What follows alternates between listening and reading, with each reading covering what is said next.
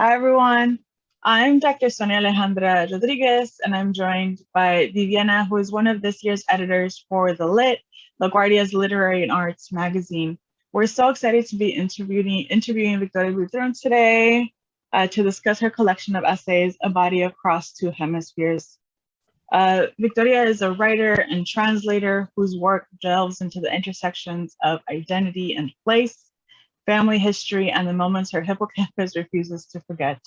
A Body Across Two Hemispheres, which narrates her search from home between Ecuador and Connecticut, is her debut memoir and essays and winner of the 2021 Fairfield Book Prize. Welcome, Victoria. Welcome. Thank you so much, Viviana and Sonia, for having me here tonight. It really is an honor to be here. I'm so glad that we have the Lit audience and members of the Lit community. Yes, it's exciting. I'll be asking you a series of questions about your book and about your writing. The first question for you is, can you tell us a bit about how you started writing creative nonfiction? Sure, of course. I would really say that I started writing creative nonfiction around 2015, 2016. And the reason behind that is that I graduated with a bachelor's degree in the beginning of 2015. And my bachelor's degree, although it has to do with writing, it didn't have to do with creative nonfiction. I got a bachelor's in translation interpretation between Spanish and English. I actually transferred my credits from a university in Ecuador to Hunter College in New York City. And I was commuting almost every day from Stamford, Connecticut to the city. And so I do my homework on the train ride there. And, I mean, even though it was only, 2015, it wasn't too long ago, there wasn't really this, online Zoom type of culture that we have now because of the pandemic. So I was mostly commuting every day. And I did take like one creative writing class in Ecuador and one at Hunter College. But I was also like, Victoria, do not deviate from the goal here. The goal here is to graduate with your bachelor's degree, and you can't be focusing on all of this other stuff. So I kind of let myself focus on writing essays once I graduated because I didn't have to commute anymore. I started a new job, and then I had so much time on my hands during the weekends, and I just wrote for myself. I didn't really write for anyone else. And around like 2016, 2017, when I had a few essays written, I was like, I don't think these are great, but I think something's here and I need a little bit more guidance. So I signed up for a local workshop, and that local workshop introduced me to other people. And then I had this idea, I was like, well, I think I can make this into a book, but I don't know how to do that. And I think I need a little bit of structure. So I applied thinking about like killing two birds with one stone. I was like, why don't I get a master's degree and at the same time write this book that I have an idea about? And I applied to one university. And I applied to that because it's a low residency program, and low res means that you can go on to a residency at the beginning of the semester, but then throughout the semester, you're just kind of like working on your own one-on-one, maybe with a professor. So that meant that I didn't have to leave my job. And I applied to that one place, and thankfully we wouldn't be here today if that one place did not accept me, but they did, and I'm very grateful for that. And I'm very grateful for the nonfiction professors that I met, and I learned a lot from them.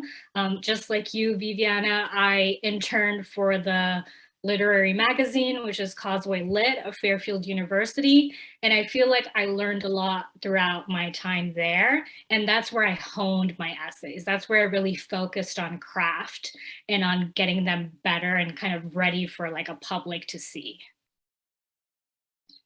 That's awesome. Thank you so much. You've kind of already mentioned or touched on this next question just a little bit, but so many of the viewers of this interview are going to be or are LaGuardia students, and many of them are just starting off their writing careers. So as a follow-up question, what was your inspiration for writing A Body Across Two Hemispheres? And how does like a book like this come to life? Like, how does someone put something together and get a book? Okay, awesome. I love that that's a two-part question. So for the first half of that question about what inspired me to write, I would say that it really is, in simple terms, a lack of representation. When I was growing up, I really didn't, I could not really go to a library and see Ecuadorian American writers or Ecuadorian American writers that were women. And I didn't see their books in the libraries. And I was very much inspired by so many other Latinx women and also men and non-binary writers. But I was like, I really want a little bit more of Ecuador. And so, as time went on, it's kind of like, if you don't see something out there that you want to see, then why don't you just create it if you can?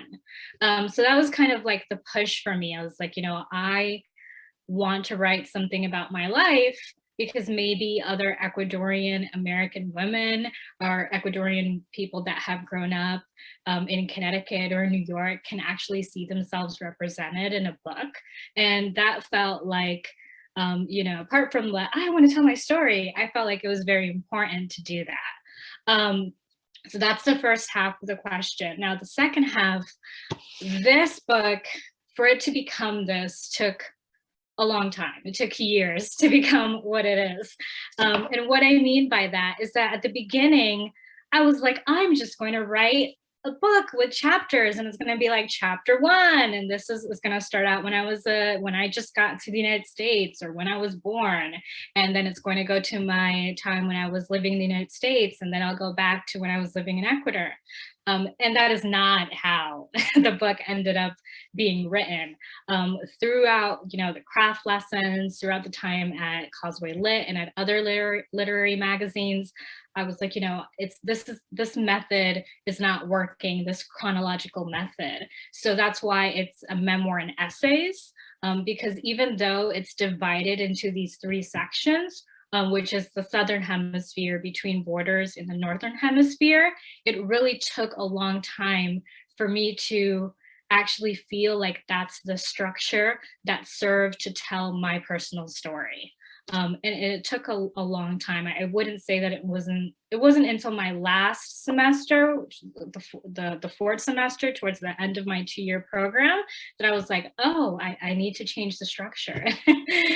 Yeah. Thank you, Victoria. Working on my own writing, and I'm sure many LaGuardia students will agree, revising is the most difficult process. What was your revision process like for A Body Across Two Hemispheres, and how do you know an essay was done? Oh my gosh, that is a question that I still ask myself to this day, every time I write something. I'm going to be honest. The first time that I was like, an essay is ready, is not because I told myself that. It was because a professor in my program said, hey, this essay is ready. Why don't you send it out? And I was like, really? Are we sure here? I don't know how I feel about that. And so coincidentally, it was like the belief that other people had in me that kind of pushed me to send out my work. In regards to the revision process, I am one of those people that is never content. I will look back on something that I wrote a year ago, 2 years ago, and I'd be like, how could have this been better before it got published? And, and I'm trying to, get away from that and just be happy with the final published piece and what appears in print. But it's very hard. And that question, when is something done? Sometimes, honestly, I tell myself that. Sometimes it's with my group of writers that I meet usually every month. So we meet even after I graduated from the MFA program. We still continuously meet or share things and say, what do you think of this? Or, my goal in this piece was to do A. And so then I get feedback from people that I trust, and they say, well, I didn't see A, I saw B and C. I'm not sure that that's, and you know, they might say, and I still think that's good, but if that's your intention to do A, maybe you should go back to it and edit it. Sometimes I have sent out pieces to literary magazines and they get accepted and they are published as is. There are times where I've sent pieces to literary magazines and they say yes, and then there's an editing process with them. And that very much, I feel like it's important to state that at the end of the day, the piece that you write pertains to you, and both you as the writer and working with an editor, you should both be two very happy parties working on something that is going to be beautiful and that other people are going to see. And if you don't feel comfortable through an editing process, or say, you know, they want to change my piece in a way that I don't feel comfortable, it's also very important for you to say, this is not the type of revision process that I want and that I'm comfortable with. So I think that that's something that I didn't learn necessarily in my MFA program, that I learned as I sent out pieces and as I worked with different editors and saw their different techniques and way of editing one-on-one. But it's very important to, I think, that have in mind before anything else is that the revision process is yours. And at the end of the day, you have to be happy with what you put out in the world. That's awesome. Thanks so much for that answer, Victoria. I appreciate like just how honest you are about the process. And I think it's so helpful for our viewers and just for like our LaGuardia students to see that like, even if you're like in a degree granting program, like you're still learning afterwards, like you're still honing that craft. Like there's never going to be I've learned everything about writing, I'm done, let's go publish. But it's a process. Exactly. That's precisely it. I mean, you, after a 2-year program, you definitely don't learn everything, or even after a PhD, you know, you don't learn everything that there is to know about writing. You will always learn more and more. And I think it's important to have that open mind and say, I'm always constantly learning. Yeah, that's great. So in your book, like, so the honesty that you have right in this interview, that honesty is in your book as well, right? Like, and it's not just so much the honesty about your own life, but then the people in your life as well. And so this next question is about advice in terms of like, what kind of advice can you give to many of the aspiring writers watching this video about writing, not only like their personal life, like things that have happened to them, but about other people in their life? That is such a tough question. And I think I feel like we can build a workshop around that question, because it's so important to, you know, when you're writing nonfiction, not just to honor your truth, but to also respect those that appear within your truth. Because I always say, you know, your truth might not be how somebody else viewed the same event. You know, there's so many different viewpoints. I would say that in my personal situation, I am very lucky because I tricked my parents. I was like, I am writing a book for homework. And like, I never, you know, I was like, and my homework is my master's. And like, y'all have always wanted me to get A's. So you're going to have to like, I'm going to have to ask you questions about your past and you're going to have to give me the answers. Oh, and it might get published. No, I'm kidding. And actually I did do that. Like at the beginning when I didn't think that this was going to be an actual book, you know, I had that dream, but I did sit down with them and I said, you know, I want to ask you questions about, you know, how things were when you found out that you guys were in high school and that my mom got pregnant with me. And so I kind of did trick them, but once the push came to shove and I sent this out to a contest and then it won and then it came to like, oh yeah, it's going to get published. I really did sit down with them and I said, hey, look, I've written about my experience growing up in the United States and being your daughter and everything that has happened between us. Are you going to sue me? Do I have to like have that in mind? And they were like, you know, my dad's very much like, I don't care what people think about me. I don't care what they say about me. And he was like, I don't care what you publish. my mom was also like, oh my God, you're gonna have something published. I don't care what you write about me.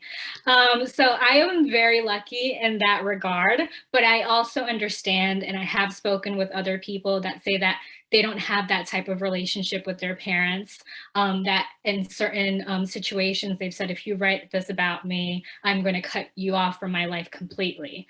That has happened to people that I know. And it's a very serious topic because, you know, what if you want to write about your life and then your family disagrees with it? And it's very hard. I really think that it's a personal choice for each individual who writes, because you decide whether you want to sacrifice the relationship you have in order to write about this and to publish it, and what would that entail. But at the same time, there was, in the beginning, when I started the program, I was very afraid to write about my father. Not because of his reaction, but I was just like, how are people going to view him? And, once it's out in the world, how are people going to view my family in general? And I remember sitting down with Dinty W. Moore, who is the founder of Brevity and who's also a very known Flash nonfiction writer. And during a workshop, he said, you cannot wait to write about people until they have passed, because that is doing a disservice to yourself as a writer who wants to write about X. But at the same time, I was like, that kind of gave me an idea, and I started writing with, and this sounds a little bit weird, but I was like, pretend they are no longer in this world, so you don't have that pressure. Just pretend as you're writing it. And how would you write this and honor this if you did not have that pressure? And once it's there, then you can decide, like I said, whether you want to sacrifice a relationship or not, because everyone's relationship with their parents is different, and what you want to publish might be okay with them and might not. But at the same time, you do have to honor your truth. It's a very thin line of deciding what is best for you. And no one can tell you what the best is except for yourself. Thank you, Victoria. That's very insightful. Very. So we want to thank you. Thank you, Sonia. And now we wanted you to read from your collection, A Body Across Two Hemispheres. Okay, thank you so much. So I love Flash nonfiction. And if you're not sure about what Flash nonfiction is, it's an essay that usually is less than 1,000 words, or sometimes it can be up to 750 words. So to give you a background, I was born in Ecuador and I grew up in Ecuador. And when I was small, I used to think that this is how all countries in the world celebrated the new year, which is that we get these monigotes, which are effigies, and we, at the stroke of midnight, we burn them in the middle of the street. And especially done like on the coast. And you really can't have cars out and about, like everybody's just looking at these fires in the middle of the street.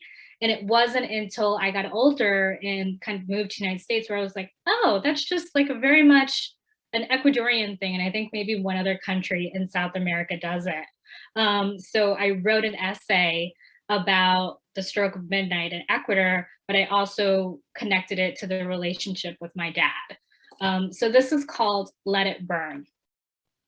When the clock strikes 12, the few cars on the road come to a halt close to the sidewalk until the fires lining every street stop spitting debris.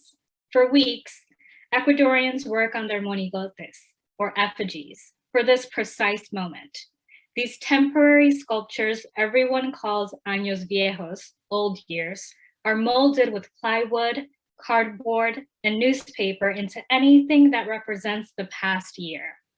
Local politicians, or Betty Boop, Jon Snow and Daenerys on a dragon, Julian Assange, Michael Jordan and his alien teammates from Space Jam. In the hours before the burning, men dress up as widows in borrowed black dresses. Blood-red lipstick smears their cheeks by supper time. Friends hold a rope from corners of a street to stop traffic. Then the widow seduces the driver, asks for pity, or simply demands 10 cents. Even 5-cent coins add up to buy explosives and gasoline. One year, an uncle recovers from the verge of death due to prostrate issues, and his friends sculpt him, add a woolly wig to mimic his tight black locks, place his doppelganger in a wheelchair, tape a catheter to his crotch, and parade him around a soccer field. When midnight comes, they burn him to ash on the street. It's Junior's turn to choose this year. And once he decides he wants the squirrel from Ice Age, we make the Año Viejo as big as a preteen. Dad buys pre-made plywood skeleton, the hardest part. Junior and I crumple up old newspapers to perfect the mold, slather glue, then wait until it's dry so we can paint the eyes and bring life to its face.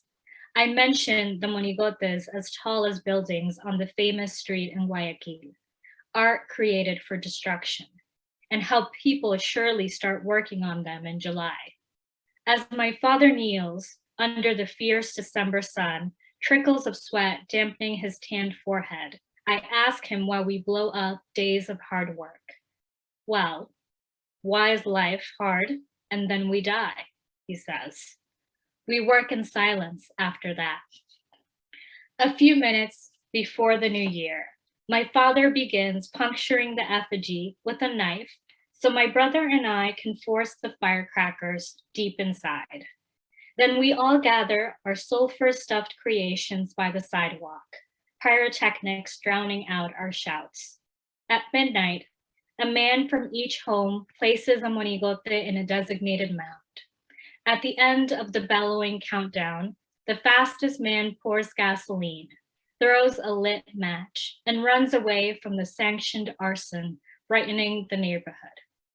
Mom and Dad only let us watch from behind our gate, afraid a nail might become shrapnel and stab our throats.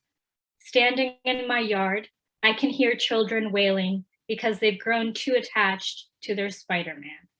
But everyone watches the burning, even toddlers. We watch what we've created turn to dust, if only to continue the tradition of letting the past go up in flames. Thank you so much.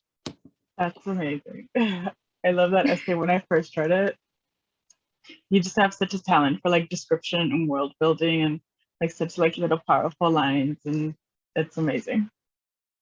Oh, thank you so much. I appreciate that. And thank you so much for interviewing me and for having me here tonight. I really appreciate it. Really Yeah, so inspiring.